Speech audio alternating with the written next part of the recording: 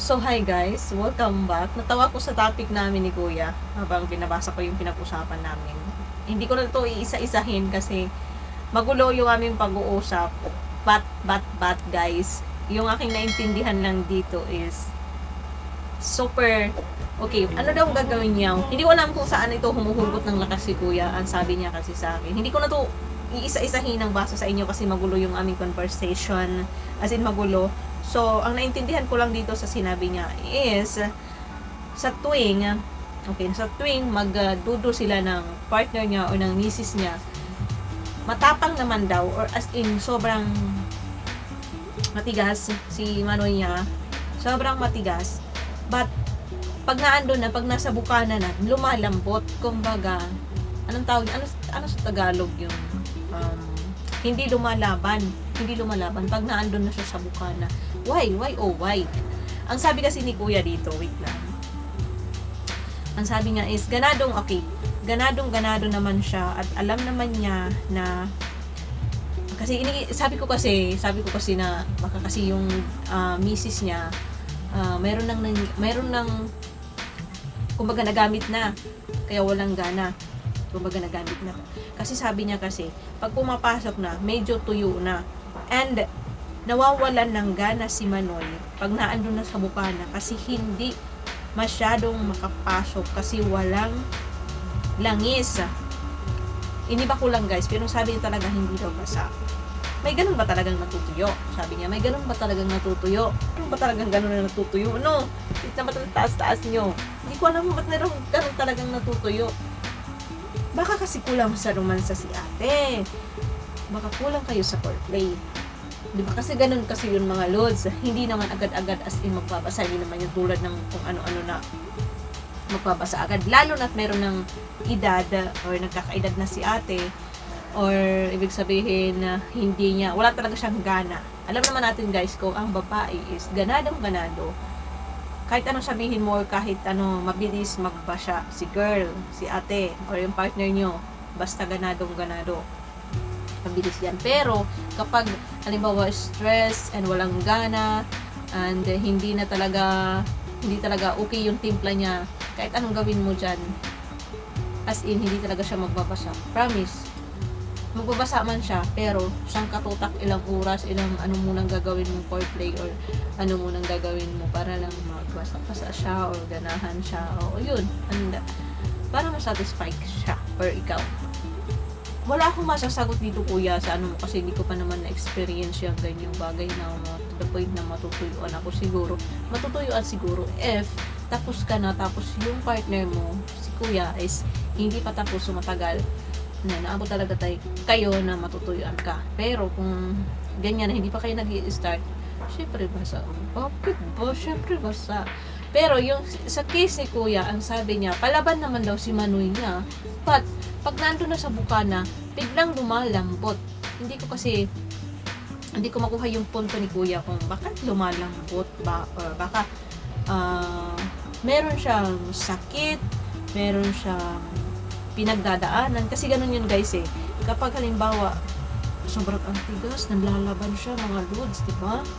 Sobrang tapos pag naandun sa bukana, hirap nang ipasok or hirap nang makashoot kasi wala na siyang gana, nawalan siya ng gana. Kumbaga, meron kasi mga lalaking ganun, di ba? Meron mga lalaking ganun na sobrang sensitive. Bakit namumula yun? Sobrang sensitive. Una, kung meron kang naamoy, meron kang narinig, na-distract kayong dalawa, ayun. Meron kang narinig, meron kang naamoy, o meron kang naalala, meron kang inisip, stress ka, ganun. At first, ganadong ka, sobrang tigas-tigas na yan, sobrang ang tigas na yan. Pero kapag sinalpak mo na o di kaya naandun na kayo doon sa laban na talaga, biglang umuurong yung lakas ni Manoy. Why? Isa lang dahilan yan mga lus. Unang-una, baka pagod ka or nakainom ka or hindi lahat kasi na nakainom agresibo. Mayroon ibang na kunyari lang matigas, peke yung tigas niya, peke, as in peke talaga. Pero pag sinalpak mo, lalo na't hindi pa siya basa si girl, lumalambot, ayun, hindi siya palaban. ayun, paglashing ang tao, ang lalaki. Hindi lahat agresibo. Meron, kunyari lang matigas, pero pag sinalpak na malambot, kumbaga hindi, hirap ipasok kasi malambot siya. Ganun. So, yun lang yung dahilan nun. Either pagod siya, pagod ikaw, may iniisip ka, may naamoy ka, nawalan ka ng gana, biglang naapektuhan si Manoy, hindi na siya tumigas. Ayun. Yun yung ending nun. Yun yung kalalabasan talaga nun.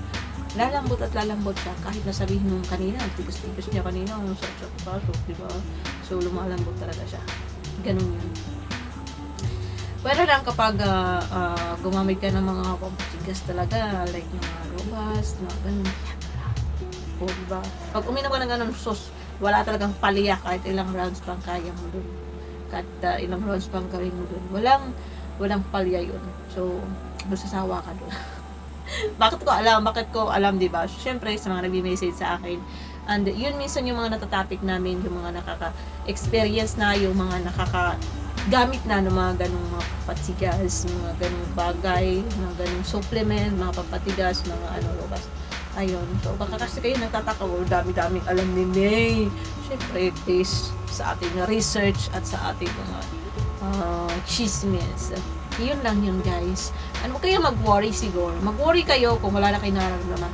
Pero, pwede nyo naman ipa-check up yan, guys. Pwede nyo ipa-check up yan. Lalo na pag ganyan ang case mo na matigas kanina, sobrang lalaban, tapos biglang lumalambot. Tapos aabot ka pa to the point na may inis ka na lang. Pati na yung partner mo may inis na lang. Kasi syempre, halimbawa, naganahan na rin si ate girl. Tapos ikaw, sumuko na. Hindi na siya mapatigas ni ate, di ba? Hindi na siya mapatigas. So, nawalan na rin siya ng gana. Ang huli niyan, ang ending, parehas kayong naiinis, parehas kayong mababad trip. So, ang ibig sabihin niyan is, may sakit ka na, kuya. Hindi naman sa may sakit. Baka stress ka lang. Maraming dahilan. So, huwag kang mag-worry. Kung wala ka naman nararamdaman, hindi naman siya masakit, diba? Kung hindi naman masakit yung kargada mo, si Manoy mo, nothing to worry about pag ganyan. Nothing to worry about kung wala ka naman nararamdaman. Baka kasi, stress ka lang, kumbaga, nasobrahan ka na, diba? Nasobrahan ka na. So, gawin mo lang, palipas ka muna, mag-ano ka muna, ang tawag yan, mag-schedule muna kayong dalawa.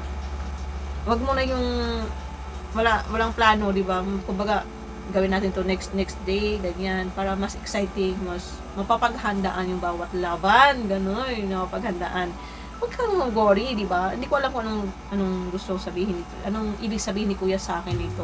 Baka gusto na niya mag-open topic kami, pero okay, ayun na nga yun. Yun na yung masasabi ko. Bye-bye! See you next time! Thank you for coming here!